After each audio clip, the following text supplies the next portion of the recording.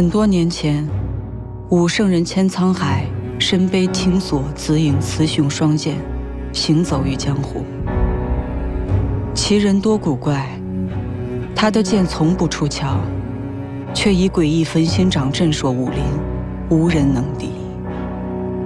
但又不知从何时起，千沧海消失了踪影，江湖依旧。不久后，一个名叫白冷崖的刺客，手持紫影剑出现在江湖，如狂风袭来，肆虐杀戮，三不一人，千里不留行。而其手下三大刺客，更是令人闻风丧胆：碧玉仙子、红衣魔女、赤眼妖姬。刺客组织燕回阁迅速崛起，所到之处皆有红色羽毛飘落。而我，就是那失踪5年之久的。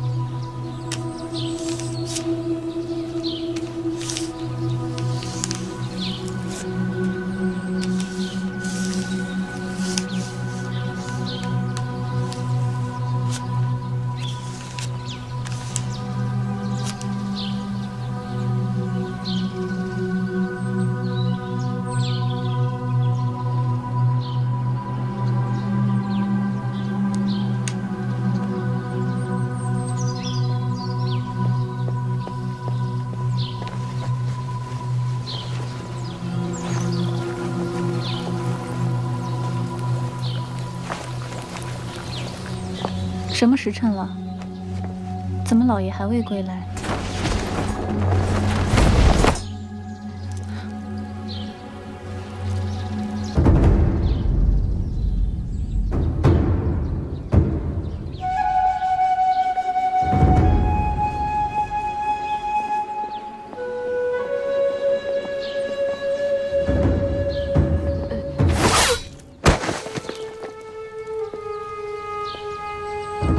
想你不喜多于人在此处，我的绿竹姐姐。你的这个福字写的倒像个惑字，剑术与书法原理相通，凌厉杀气怎会被高门大户给遮掩住？不过亏得贺州之对你疼爱有加，才让我这么容易就找到了这里。你杀了他？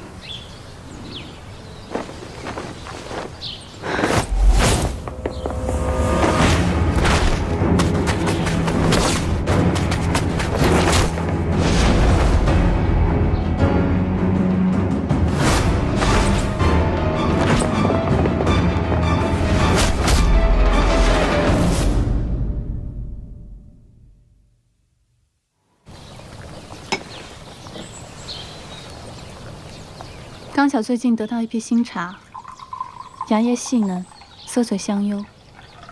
我迟迟未找到合适的人一起品茗，既然来了，不如尝尝我的手艺。凶日，百事忌，值神勾陈，逐鹿新茶，再次提醒着我，断魂的清明时节匆匆而来，心头泛起汹涌又刻骨的恨意。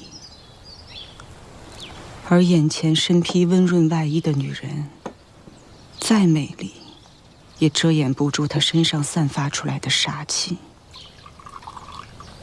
菩萨面容罗刹心的碧玉仙子，能懂我的恨吗？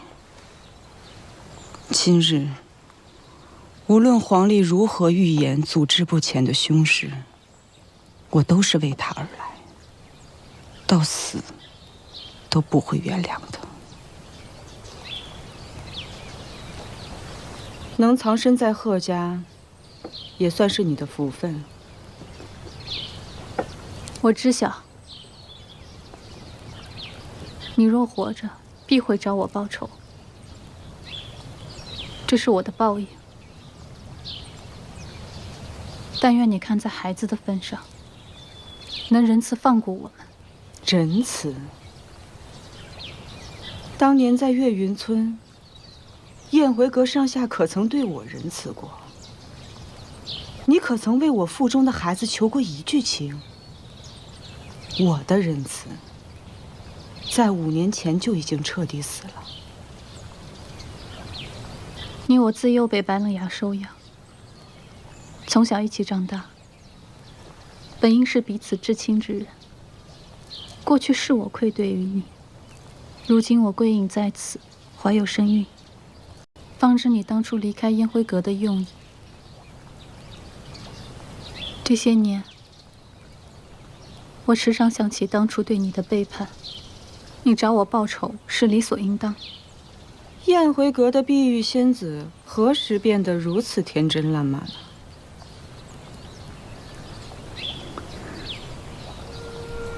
这里没有碧玉仙子，只有温瑜。我没有资格祈求你的原谅，但真的想求你放过我的孩子。去见吧。我早已弃剑，一切皆为空。手中无剑，心中有剑，何尝不可？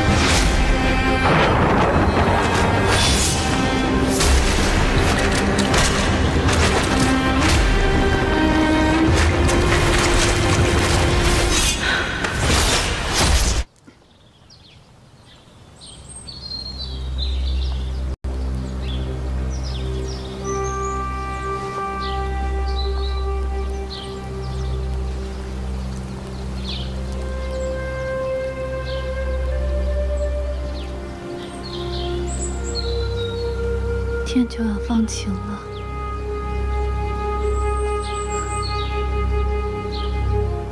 可能一时魔障，我放过了那个女人。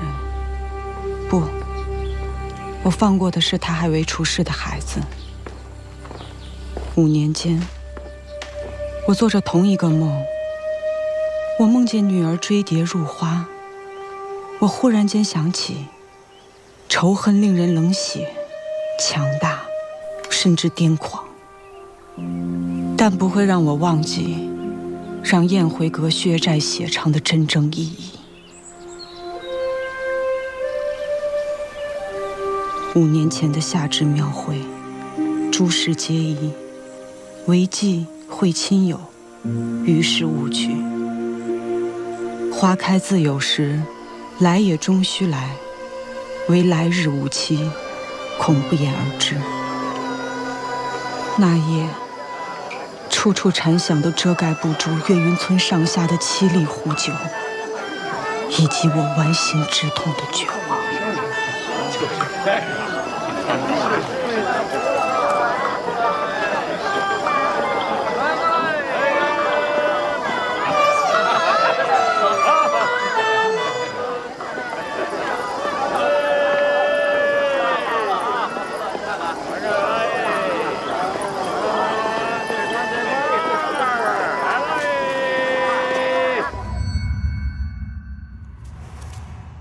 娘子，来，来，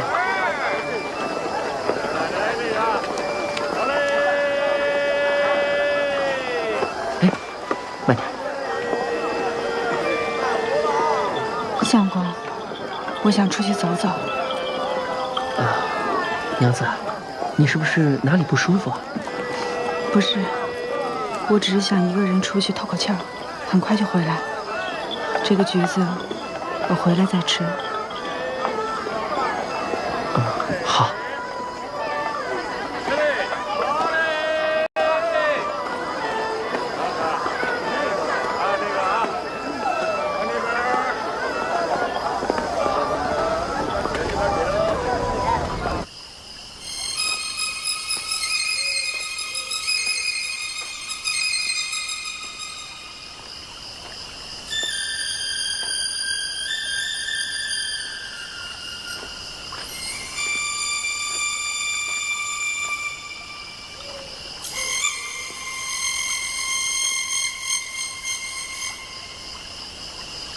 菱花谢了春红，太匆匆。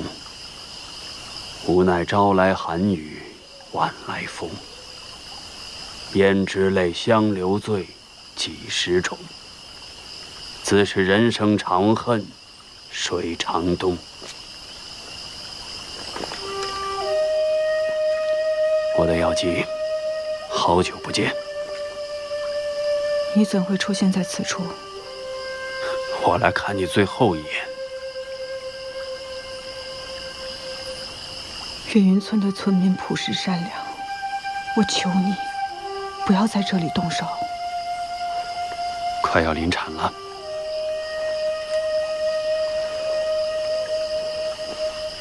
我想知道，你离开宴会阁时什么都没有带走，如今你靠什么为生？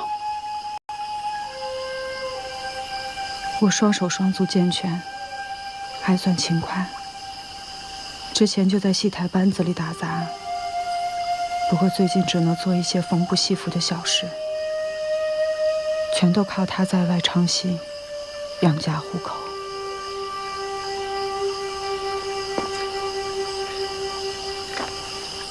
你喜欢这样落魄的日子？我喜欢这样平静的日子。万事云烟过，每日为三餐思考，偶尔听一听这风花雪月的曲调。我想对孩子来说，应该是个不错的选择。为俗世困扰的归隐生活。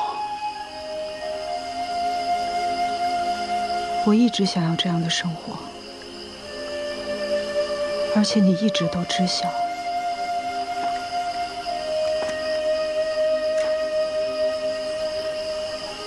看来你我注定要各奔东西。既然我已到此，不如引荐一下你的相公给我。我很好奇，究竟是怎样一个男人，能让我的女人倾心嫁给他，为他生儿育女？冷牙，并不是因为你的相公不请自来了。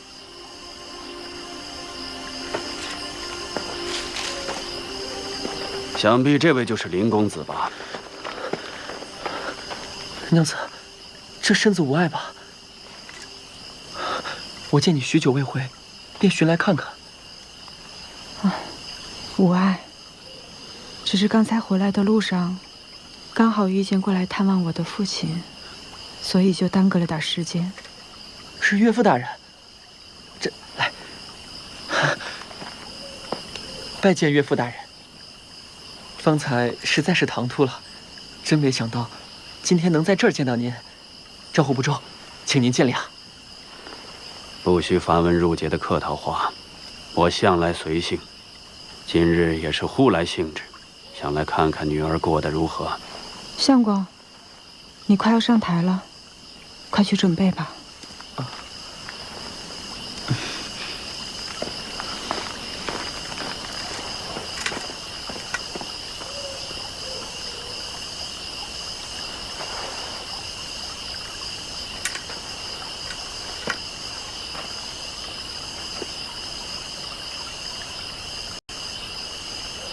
冷牙，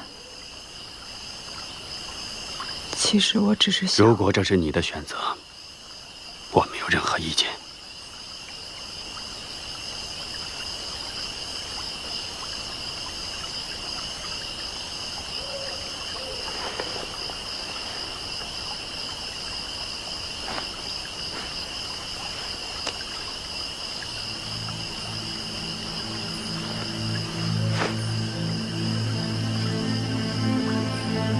我走了，后会无期。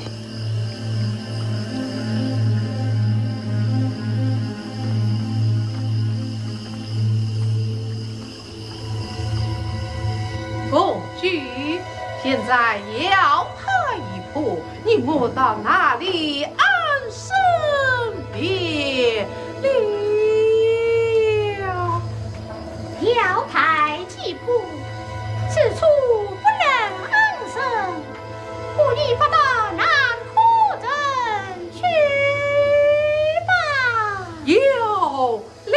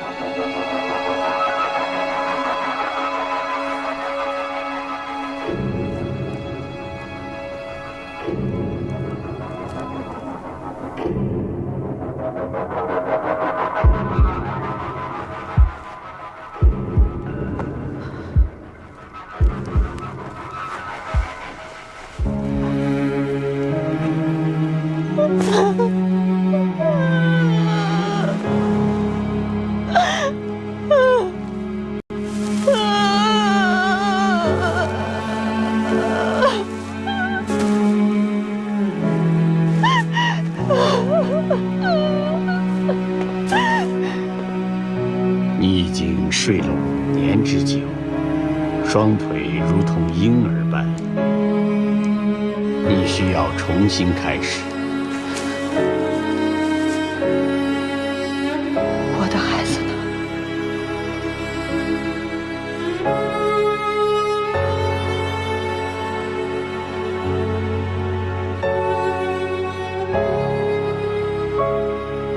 静下心来，想想你为何要站起来。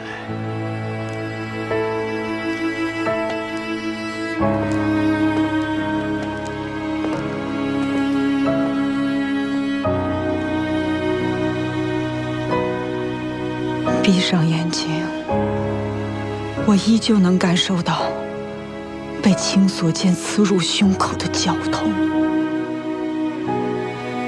那个男人冷若冰霜的面孔下，是何等无情残酷的心。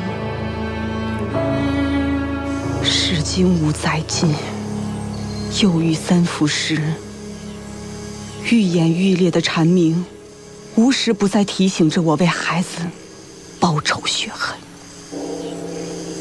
白云苍狗，在我遗失的5年间，燕回阁2大刺客走向截然不同的道路。碧玉仙子温绿竹用出卖我归隐之所，换来了与富商成亲的安稳生活，而红衣苏荷则坚持走在刺客这条路上。凭借高超武功，以燕回阁的强大实力，成为瑶城100年来第1任女老大。我命由我不由天，大抵便是如此了。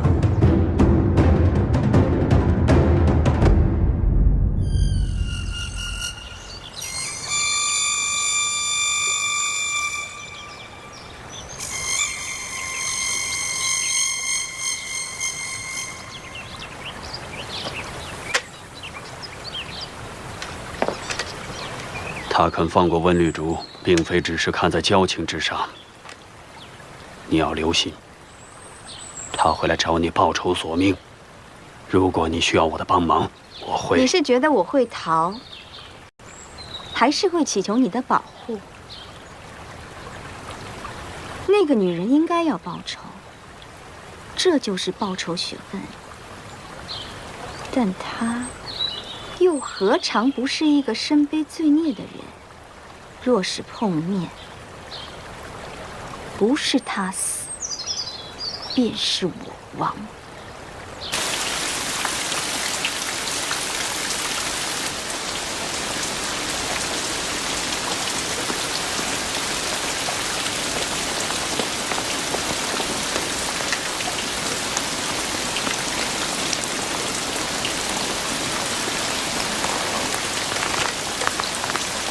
苏老大赏姑娘们喝茶的。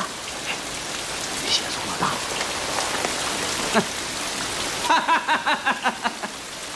你这惺惺作态的婊子！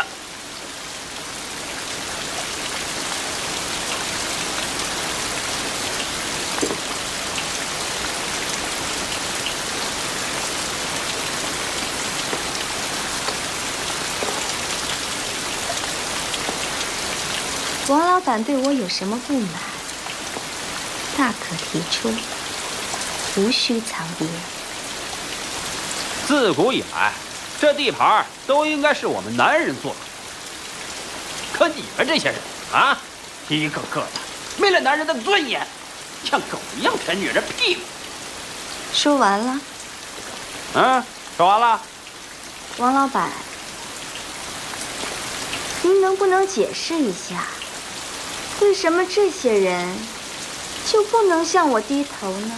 我从小就在这里长大，这里本来是该归我来掌管，可你呢？你只不过就是赌棍和妓女生下的臭婊子，身体里流着肮脏的血。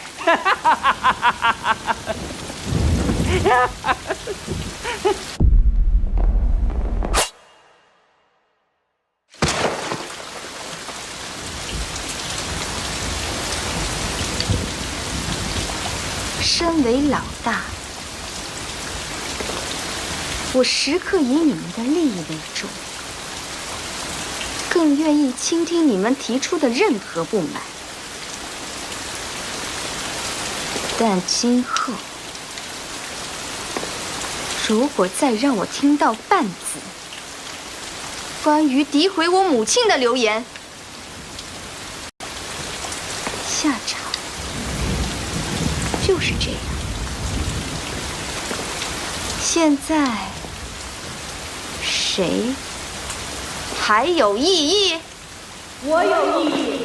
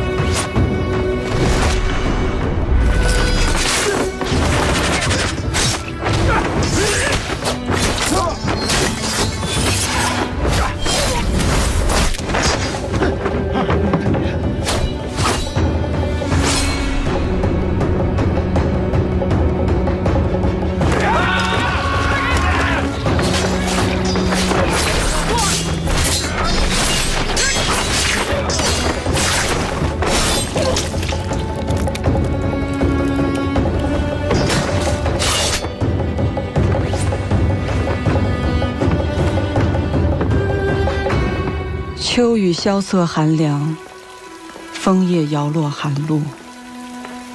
黄道吉日，祭安葬行丧。红衣的虚张声势是内心孤寂最好的体现，但也将他的杀戮无畏推向巅峰。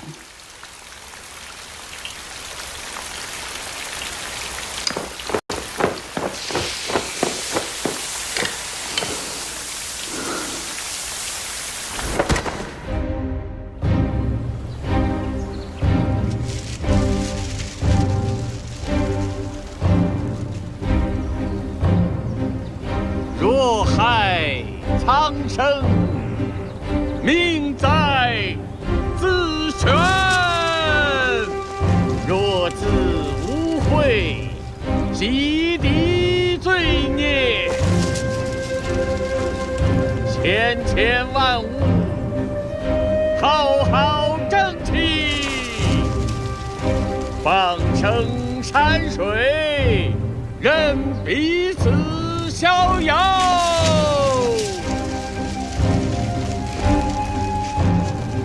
喜欢吗？这可是我第一次给死人化妆。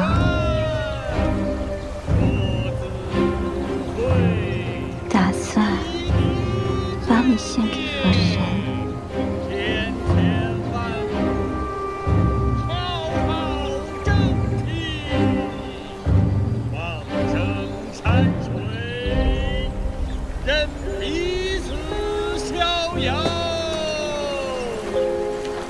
若害苍生，命在自选。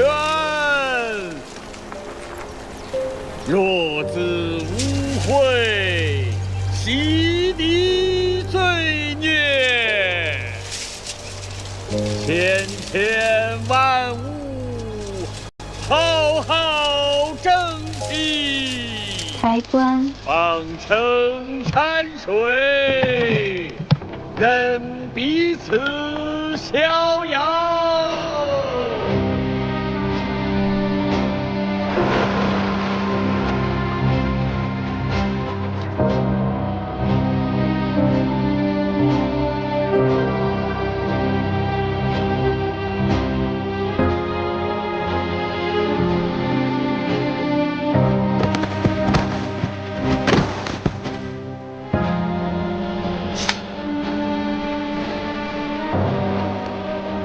有他们陪着你，倒也不寂寞。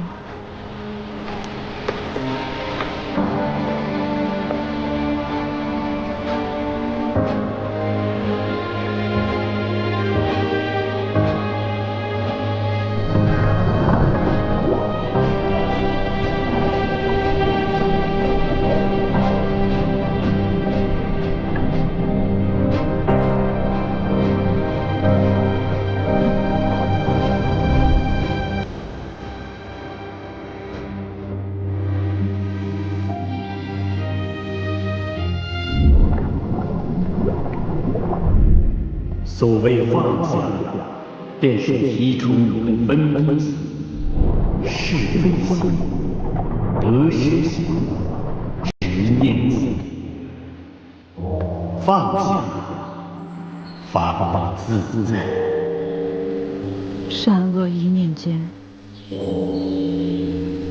佛祖从不言讲是非，善恶皆由心虚。欲觉欲灭，决绝之意。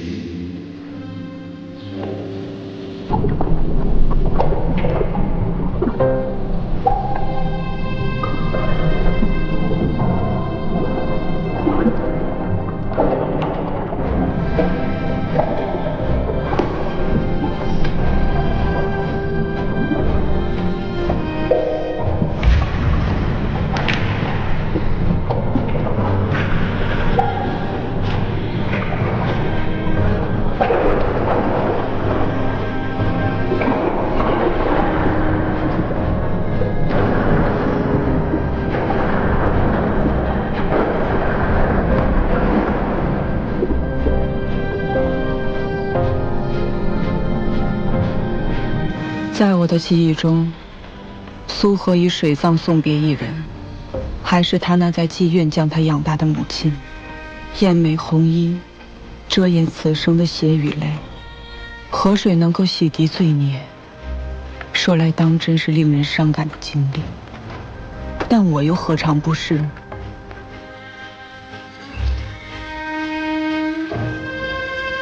岁岁重阳，今又重阳。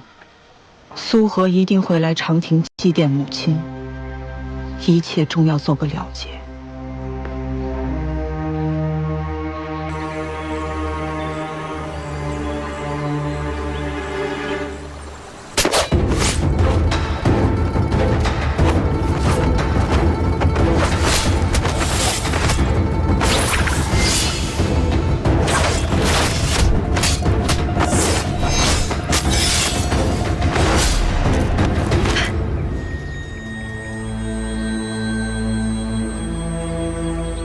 如此绝世宝剑，普通凡夫俗子哪有资格写记？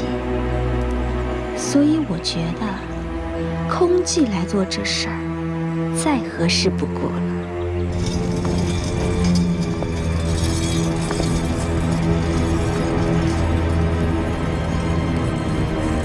我是叫你空寂大师，还是武圣人千沧海呢？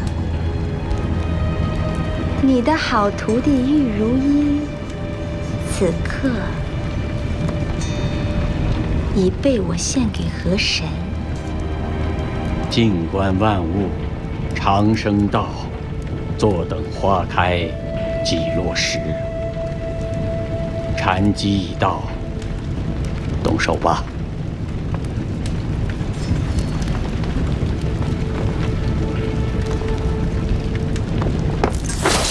我不仅杀了空寂那老秃驴，现在还要杀你，再把这紫影剑送给阁主。你这个冷血无情的怪物！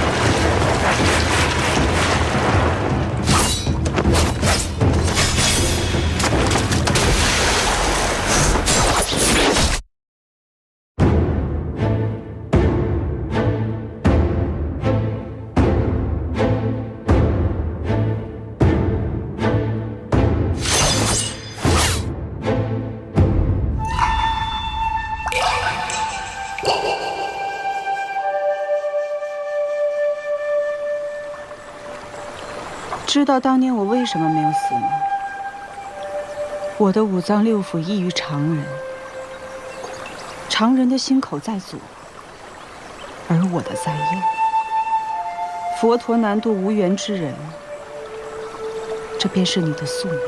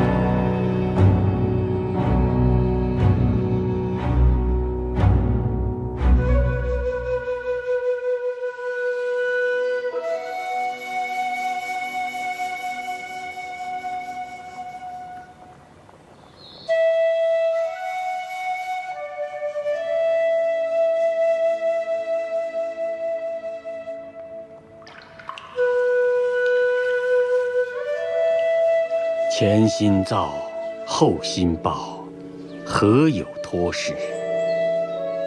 若前心不造，即后心无报，亦安得望见业报哉？如英，你有何感悟？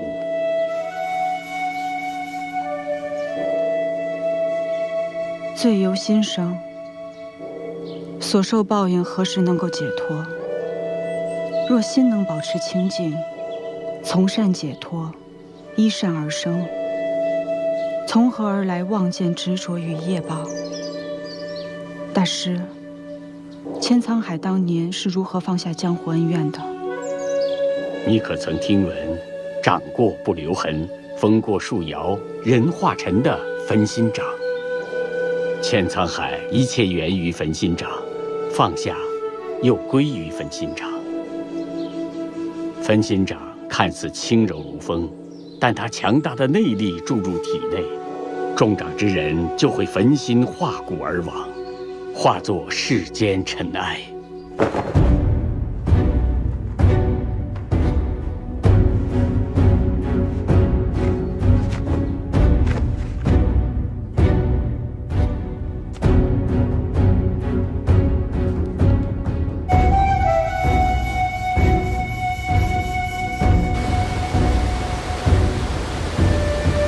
谢大师救命之恩。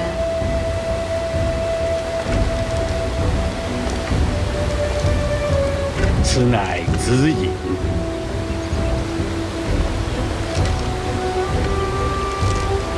要对付青锁，唯有子隐。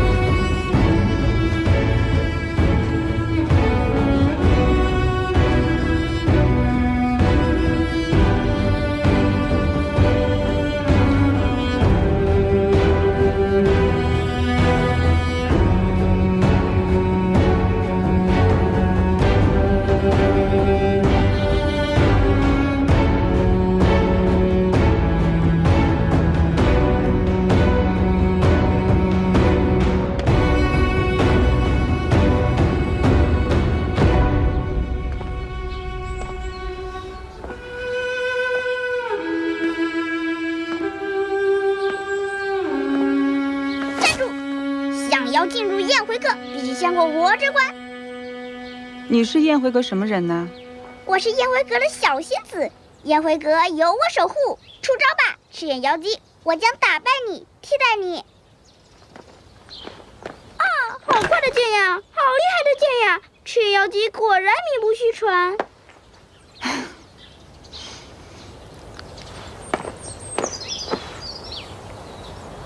真是败给你这个小仙子了，快起来吧！别装啦，你要是再不起来，我就挠痒痒啦！骗你的，你的宝剑是无法伤害小仙子分毫的。你叫什么名字啊？娘亲，你不认得我了？你叫我什么？娘亲，你生气了吗？这其实都是爹爹的主意，他说让我下来接你，说你会陪我一起玩。我不是故意惹你生气的。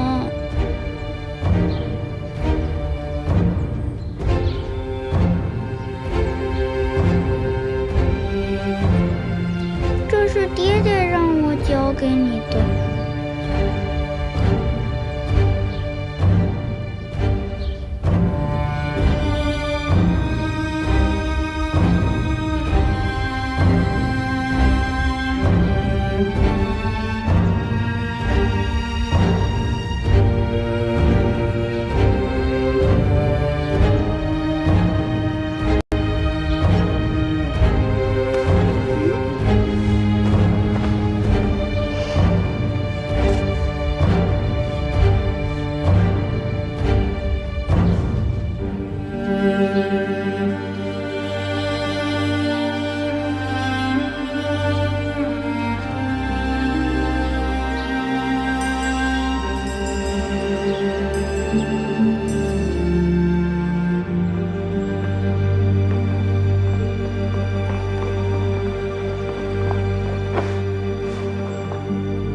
小仙子，看来今日你成功守护了燕回阁的安宁。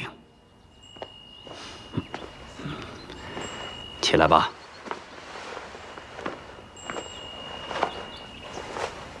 爹爹，都是你的馊主意，害得娘亲不但没有开心，反而一直在哭。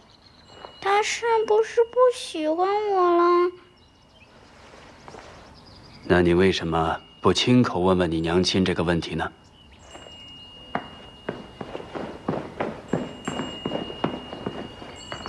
娘亲，我漂不漂亮？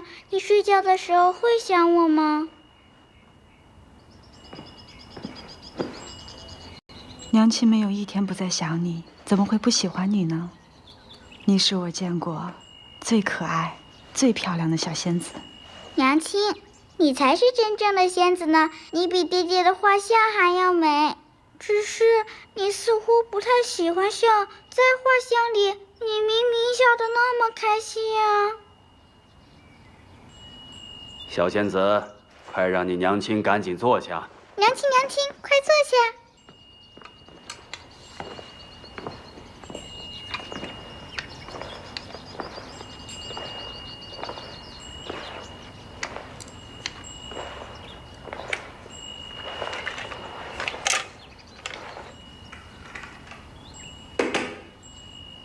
饿了吧？吃一块吧。哎，小仙子，你战胜了恐惧，但爹爹还说过什么？不要相信任何人，即便是爹爹给的东西也一样。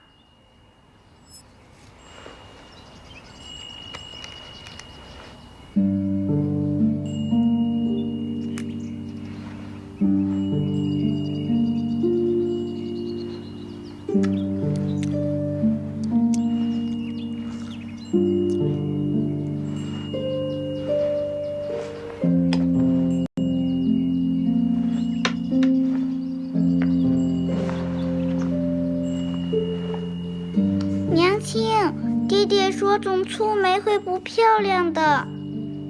才下眉头，却上心头。女儿，你这么劝是没用的。你娘亲不过在生爹爹的气。爹爹为什么要惹娘亲生气？是爹爹的错，当年爹爹差点杀死你娘亲。爹爹，你在娘亲的糕点里下了毒，骗她吃下去？不是，爹爹用剑刺入你娘亲的心口。那娘亲一定会心痛的。是啊，但当年做错的事已经无法挽回了。娘亲，你这里还痛吗？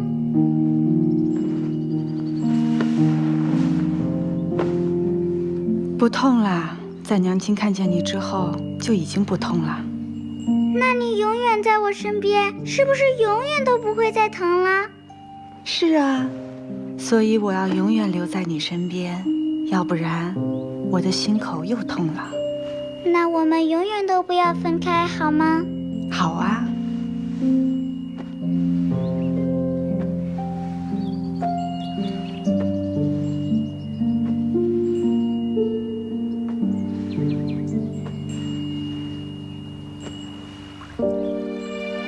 为何这样称呼我？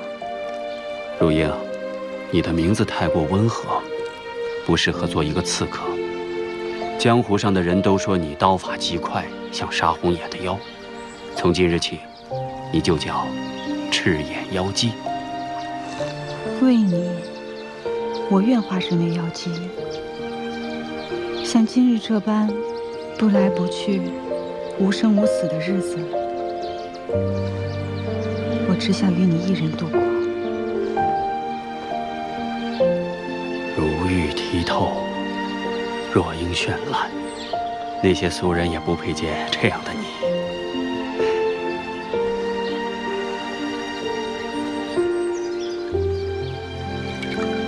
江湖变幻莫测，就像这一汪池水，生死无常，余生何期？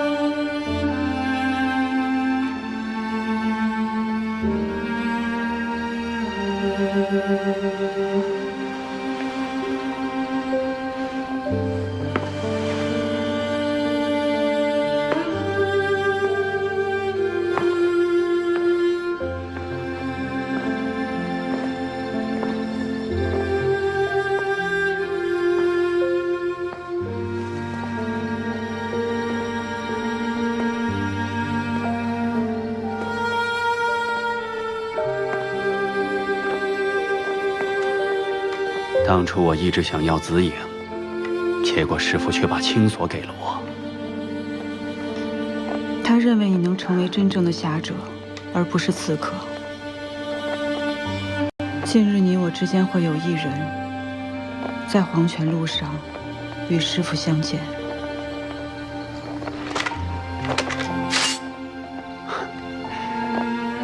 紫影、青锁，两把剑对决，哼，听起来真让人热血沸腾啊！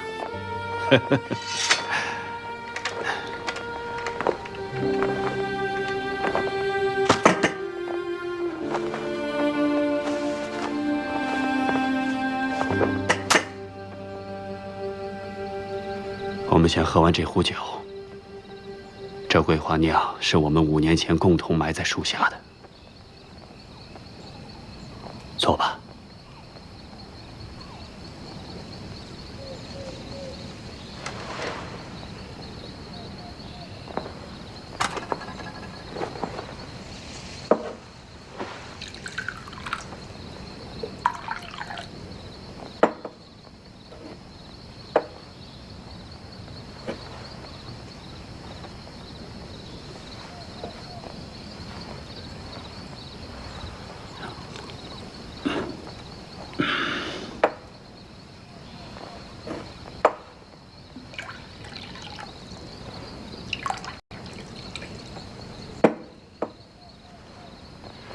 英，当初你怀了我的孩子，为什么要带着孩子离开宴会阁？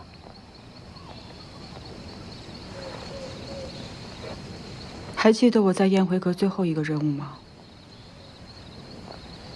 要见周云鹤。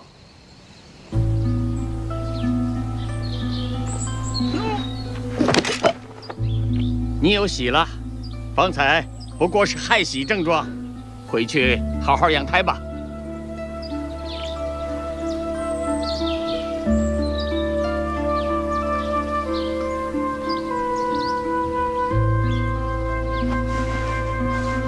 当初你为什么不告诉我，小仙子是我的女儿？正因为是你的孩子，所以我不能告诉你。孩子的事，你不能一个人做主。那你会怎么选择呢？放下宴会阁的一切，与我归隐吗？我会好好保护你们母女。归隐只会让更多的仇家像见到肉的饿狼一样，随时会来撕咬我们，吞噬我们。所以我要独自带着孩子离开。他不应该背负你我的罪孽。我要让他平凡普通的生活下去，而不是每天跟着我们担惊受怕。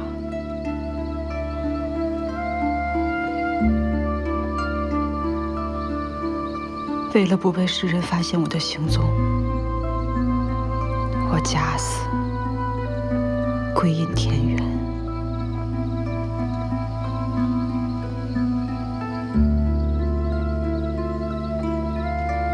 可是我没有想到你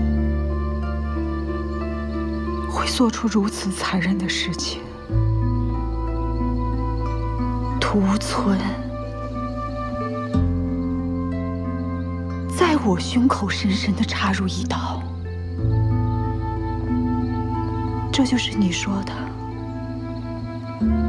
我能让你平复杀戮之心。当年我误以为你死了，伤心欲绝半年之久，在这半年里，我满世界追查杀你的人到底是谁，结果呢？却调查出你的藏身之处，你让我如何欢欣雀跃？我爱的人不但没有死，反而嫁给了一个戏子。更关键的是，我看到你怀了孕，你竟然愿意为另一个男人生儿育女，我的反应难道不够正常吗？你既然这么会调查，你为什么不去查一下林公子是个阉人？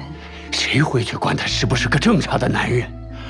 我是一个刺客，杀人如麻。谁要是触碰了我的底线，后果会怎样？这一点你比任何一个人都清楚。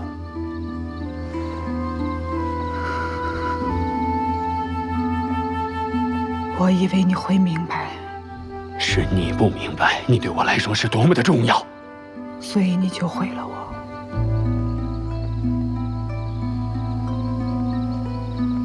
爱之深，痛之迷，伤之切。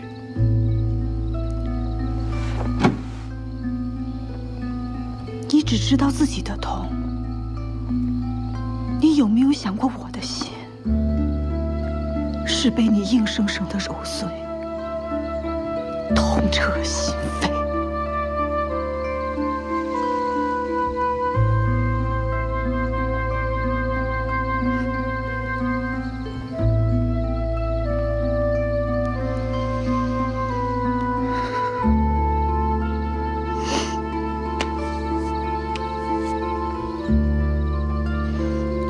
在你和孩子之间，我做出了最痛心的决定。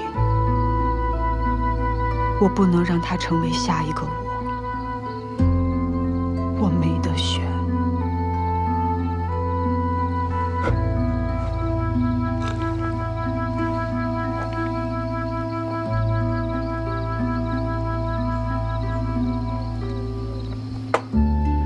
好了，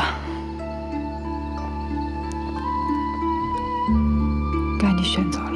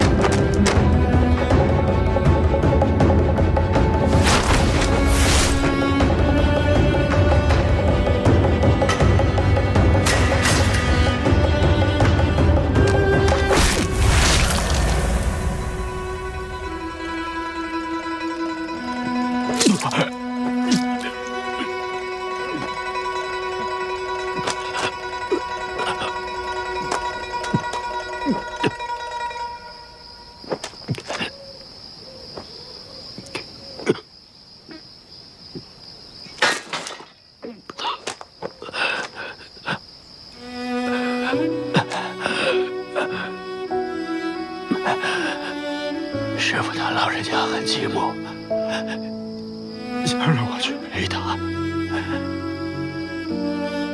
他把分勋章交给了你。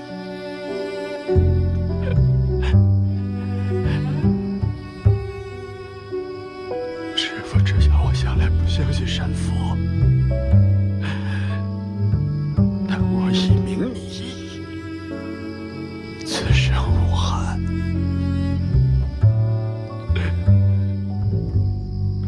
如英，前儿玉手，受你此生所有，许我今生流离。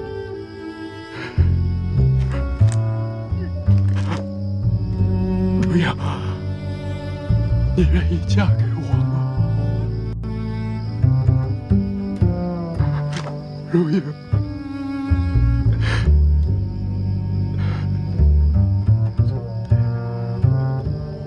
梨花谢了春火，太匆匆，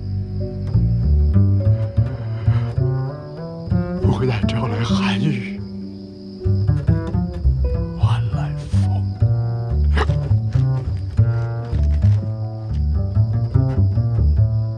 胭脂泪香流醉，尽是愁。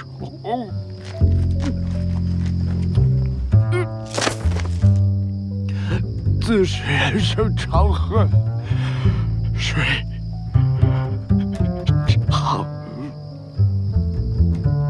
痛。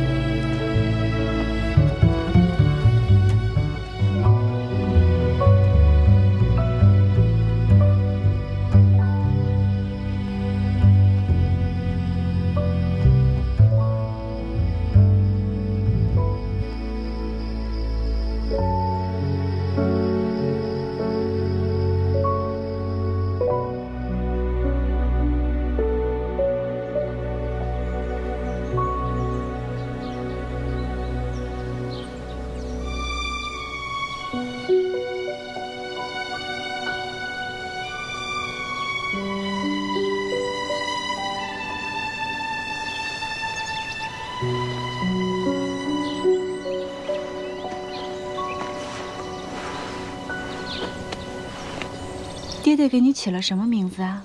白雪，他说我如雪一般晶莹纯白，娘亲好听吗？好听。